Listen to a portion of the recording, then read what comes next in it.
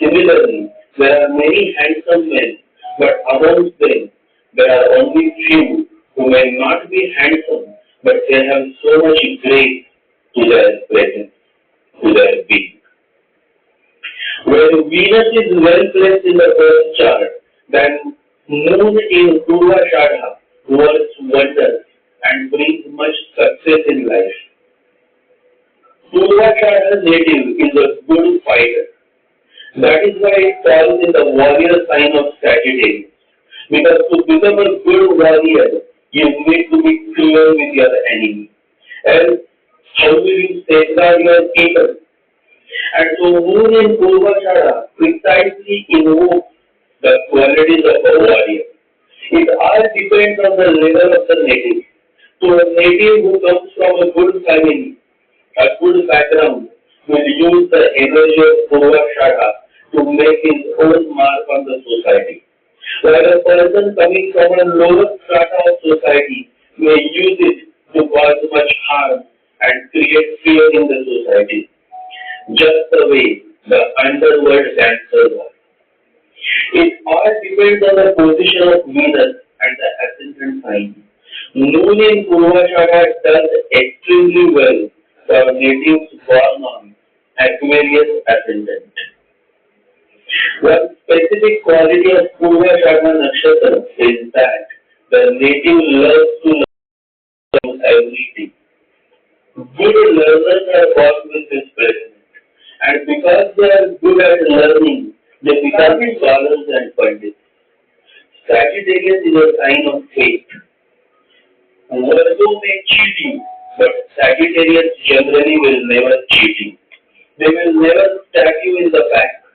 If they want to kill you, then like a warrior, they will fight with you from the front.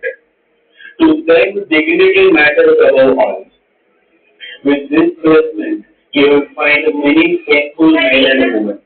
They are God believers, and if the horoscope is of good quality, then many also become God seekers. Once it happened. A man asked Buddha, "Is there God?" Buddha answered, "No, there is no God." Another man came and asked Buddha, "What do you think of God? Is there any God?" Buddha answered, "Yes, there is God."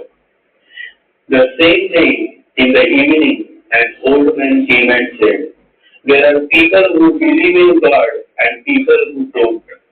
I myself need to know if God exists. Please help me." This time, Buddha did not speak. Instead, he gave the answer through his action. He sat beneath the tree, closed his eyes, and went into deep meditation. The old man thought that this must be the God. Another man came and asked Buddha, "What do you think of God? Is there any God?" Buddha answered, "Yes, there is God." The same day, in the evening, an old man came and said, "There are people who believe in God and people who don't. I myself need to know if God exists. Please help me." This time, Buddha did not speak. Instead, he gave the answer through his action. He sat beneath the tree, closed his eyes, and went into deep meditation. The old man thought that this must be the answer. So he too sat down, closed his eyes, and started meditating.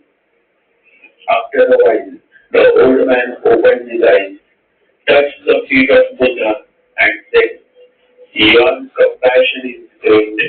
You have given me the answer. I will always remain obliged to you." And then he left. Ananda was observing all of this. He asked Buddha, "To the first man you answered God doesn't exist. To the second man you answered God exists. And to the last man you said nothing, but just went into meditation. I don't understand your answer. Please help me understand." Buddha smiled and said, "The first and the second man wanted an answer. They were not seekers. The last man was a seeker. He wanted to experience God and not just know. He was able to relate.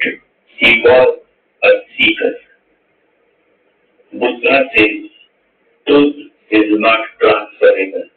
I cannot give you the truth.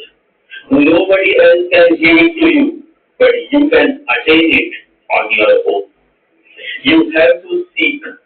Buddha wants seekers, and the seeker is a totally different phenomenon. The believer is not a seeker. The believer wants to avoid everything. That's why he believes. The believer is always in search of a Messiah, somebody who can chew for him.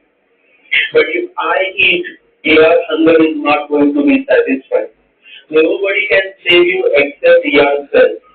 You have to be a seeker and not a believer. The deity of Purvashadha Nakshatra is Lord Varun. Varun is the god of oceans. His vehicle is Makara, that is crocodile, and his weapon is Pasha, that is noose, a rope loop. Lord Varuna, the deity of Purvashadha Nakshatra, is also the guardian deity of the western direction. He is the father of the Vedic sage Vasishtha. In the river, Varuna is the guardian of moral law, one who punishes those who sin without remorse, and who forgives those who err with remorse. His relationship with waters, rivers, and oceans is mentioned in the Vedas. In Yajurveda, Lord Varuna is called the deity of physicians, one who has 100,000 remedies. The Yajurveda also mentions that Varuna is Vishnu and Vishnu is Varuna, and hence the auspicious offering is to be made to these deities, that is to Vishnu and Varuna. If you are born with the moon in Purvashadha and you aspire to become a physician, that is a medical doctor, then you should definitely worship Lord Varuna. Many great medical doctors, surgeons, and medical practitioners are born with moon in Purvashadha. The Sindhi community based in India, that is the Hindu Sindhis, worship the god Jhulelal. Jhulelal is believed by Sindhi Hindus to be an incarnation of Varuna. I always have had many contacts with people from Sindhi community, and I found them to be very practical people. Lord Varuna is also worshipped in Japan, Shinto religion. In Mahayana Buddhism, Lord Varuna is addressed as Dharmapal. Lord Varuna is the avatar of Lord Vishnu, and Buddha is the ninth avatar among the 10 major avatars of Lord Vishnu. And so to receive the blessings of Lord Varuna, you need to walk on the path of non-violence, because Varuna loves peace, Buddha loves peace, Vishnu loves peace. The river water is also so peacefully flowing, and so is the water of the oceans. Varuna rules the waters of this world. And so if you want to receive the blessings of Lord Varuna, then stop all kind of violence in your life.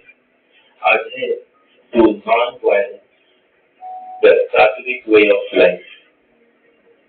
The sacred tree of Purvashadha is the Ashoka tree, a tree that symbolizes the height of wisdom, strength, and ethics. It is therefore also called as the sorrowless tree. A wise man is always sorrowless. The Ashoka tree is considered sacred throughout the Indian subcontinent. Highly valued as well as for its handsome appearance and the color and abundance of its flowers, the Ashoka tree is often found in royal palace compounds and gardens as well as close to temples throughout India. The flower of Ashoka tree is the state flower